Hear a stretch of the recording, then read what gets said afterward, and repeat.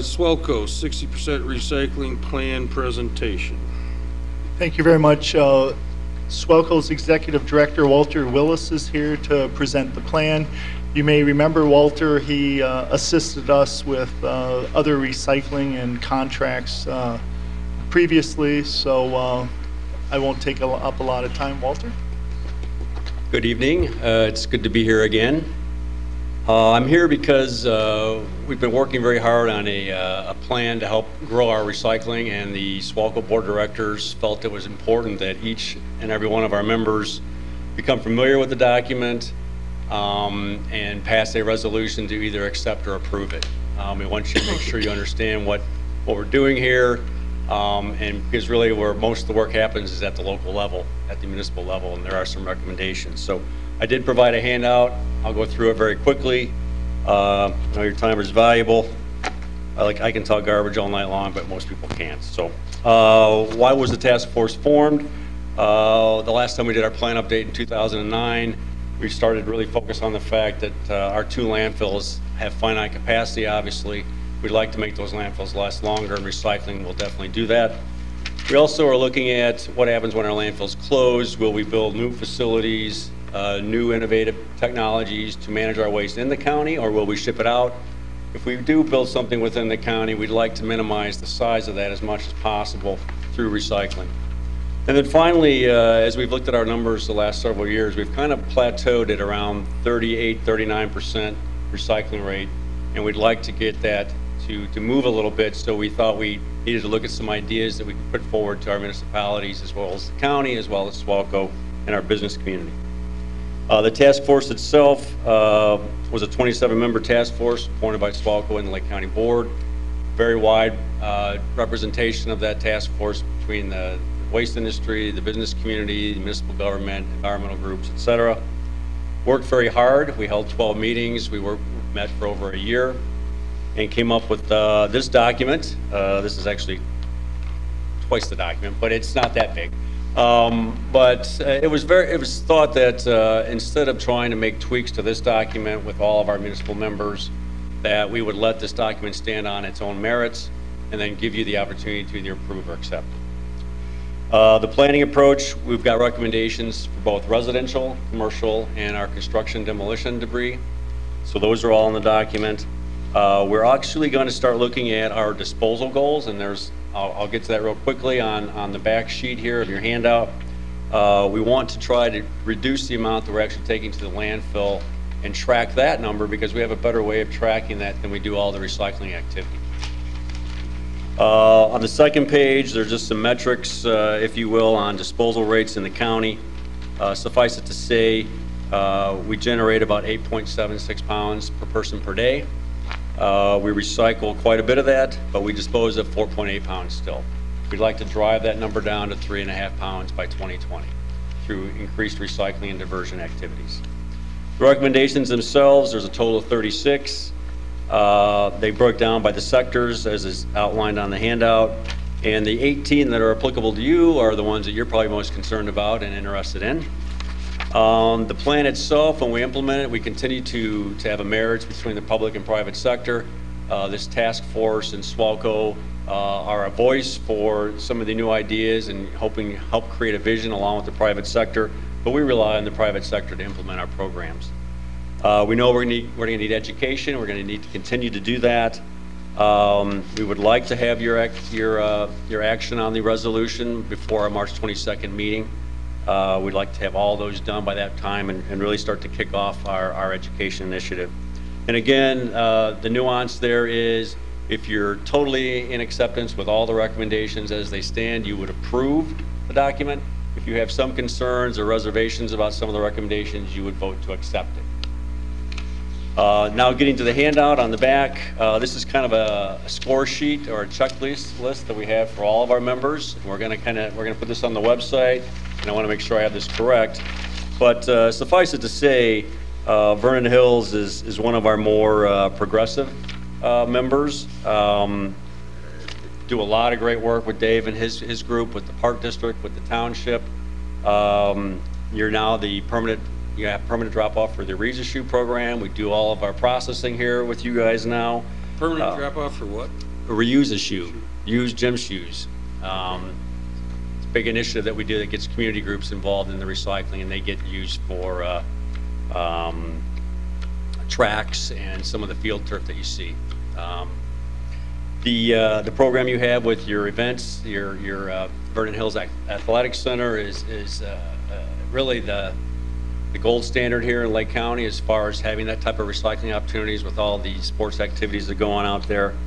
The Recycle-O-Rama that we held out at the Hawthorne Mall, all the e-scrap collection programs that you're doing in this township between the Park District and the village and the township. You've collected over 100,000 pounds of e-scrap. We now know that 17 items are banned.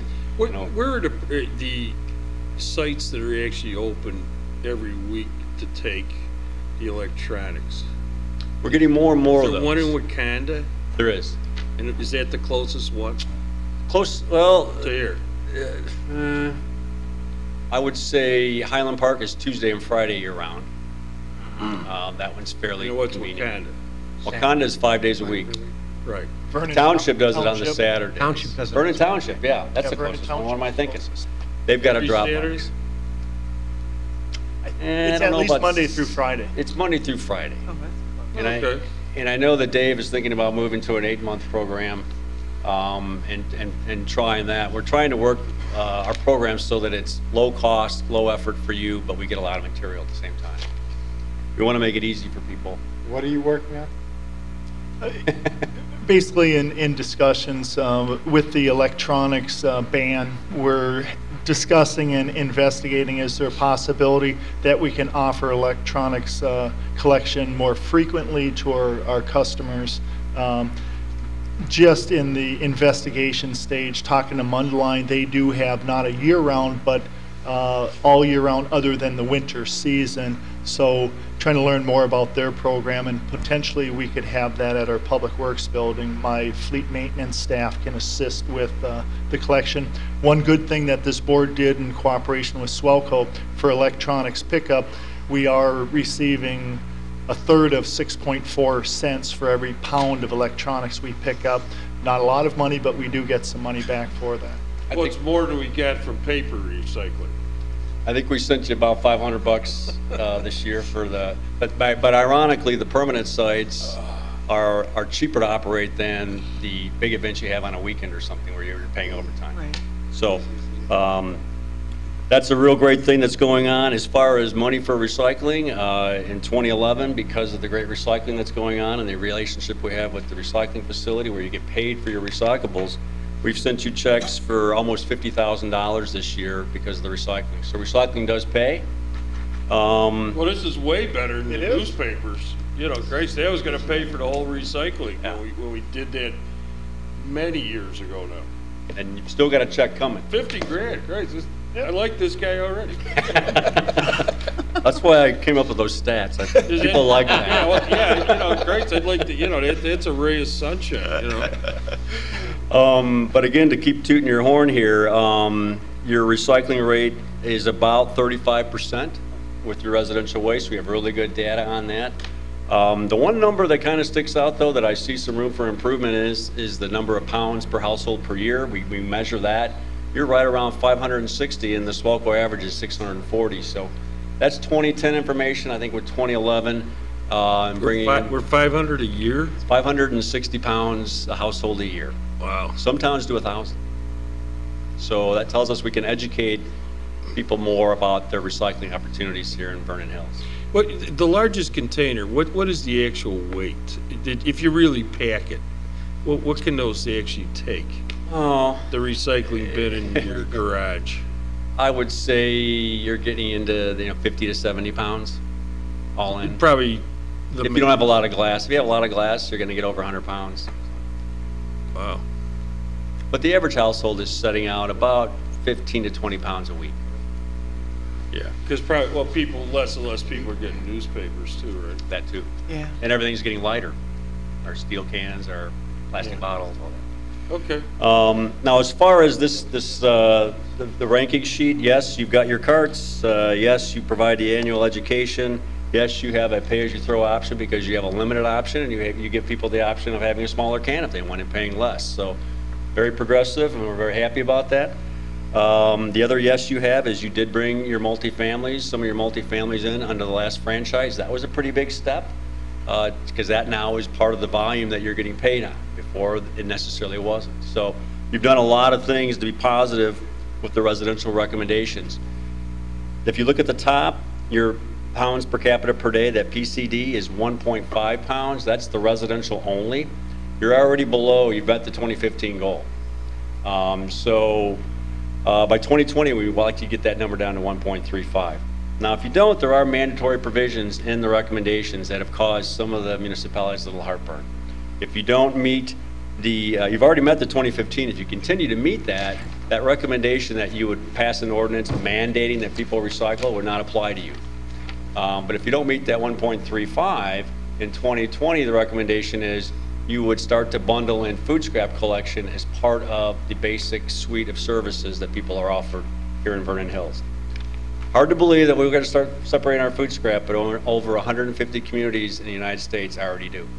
So it's kind of like 25 years ago when we were looking at curbside recycling, everybody's going, I don't know about that. But next thing you know, we're all doing it. As far as the business sector, we do know we need to focus more on your business sector. And there's a lot of things that we're looking at more about education, getting them aware of what they can do to recycle and reduce their costs. And finally, at the bottom, the supplemental programs, the e-scrap, you guys do an excellent job. The household chemical waste, you host one every year for us. You help us with that. You actually have the Riverwoods Lincolnshire Fire Protection District, which was mentioned earlier. They host a satellite collection site. Any member of Vernon Hills, any resident of Vernon Hills is encouraged to use that facility instead of driving all the way to Gurnee. That's open every other Saturday, and we actually need to get more people to use that. So with that. So that's for e-scrap? Pardon? It's for Household chemical waste. Household chemical waste. They take So used not, oil. no e-scrap? No, not at the Fire Protection District. Okay. So I'll take questions. I know I went through that quick. One question I've got is concerning the long-term strategy. I know that at one point in time, SWALCO kind of put out their trial balloon concerning a burning plant to take the waste and burn it. I know that the nattering nabobs of negativity, if I can borrow from Spiro, really came out in full force against that. And I was just curious, is the technology there to do it safely? Do people do it safely? It's my understanding Japan does it all over the place. Didn't Chicago build a plant on the south side, but did that ever become operational? That was in Robbins, Wheelabrator, no. It did not become operational. No. That was a biggie. Yeah, I don't know, the state kind of backed out of the funding. right. Yeah, they lost their retail rate. They actually did operate for a while, but they had to shut down. Well, they were gonna try to generate electricity out of there, right? Correct. Yeah. So what is the status of that, and is it? Well, you are correct. Whenever you talk about incinerating waste, there are some people that get a little nervous, upset about that. We did try to get that in the plan last time as an option. We want to compare that to what we're currently doing, which is landfilling it, and landfilling does create pollution in and of itself. So, you know, what's less? We were arguing that if we can do it with a less environmental impact with criteria pollutants and greenhouse gases, we should be going that way. The technology is getting interesting because what they're doing now is instead of having a stack at these plants, and because when they gasify, that's really where things are going. Instead of just igniting the waste, you do it without the oxygen and you just basically char it. And you create a syngas, and you can take that syngas and catalyze it into a fuel and actually make ethanol with it. And those are the types of plants that we're starting to see. I am getting interested in. They're building a couple commercial scale plants, one in Canada, one in Mississippi. And that's the technology that we're watching closely, because the biggest opposition that we had to a mass burn or a gasification plant was the stack. If we put it in our vehicles and let it go out our tailpipe, people aren't as concerned about that. They probably should be, but they're not. So there is hope there, and that's why, to be honest, that's the big push from the environmental community was, before you start looking at building these big capital-intensive plants, make sure you cut down on what we have to take. Do we have any transfer stations? We do not. Why? Before 2009, our plan did not allow it. Yeah. We opened that up in our plan the last time around, but to be honest, with 2 in-county landfills, there's not a need for a transfer station, kind of like the city of Chicago's got over 50 of them in Cook County, because they ship all their garbage out. Yeah. So that's the key. Is Well, we got, what, 10 years left in this one? Yeah. Which one are you referencing, the one at 83? They're both, In Zion. the one on 83 is the Countryside landfill owned by Waste Management. It has about 10 years, and the one in Zion has about 14. So that's. So then that's when we'll be setting up transfer stations? What's happening now is some companies are looking at transfer station options, but right now it's really cheaper to take it to the in-county landfills. But Well, yeah, I understand that part. I'm just curious. they're, either they will come and we'll ship it out, or we will look at having a in-county solution. to Well, our waste. where's the, I mean, is there landfills like in DeKalb County or, where, There is yeah, you know what I'm saying? Lee County. That's out by Dixon. And what kind of capacities? I mean, if we, if you had a transfer. There is quite a bit of Is it all capacity. within 50 miles? There is quite a bit of capacity. There's one in down Newton County, which is south of Lake County, Yeah. Indiana. Right. It takes a lot of Chicagoland garbage.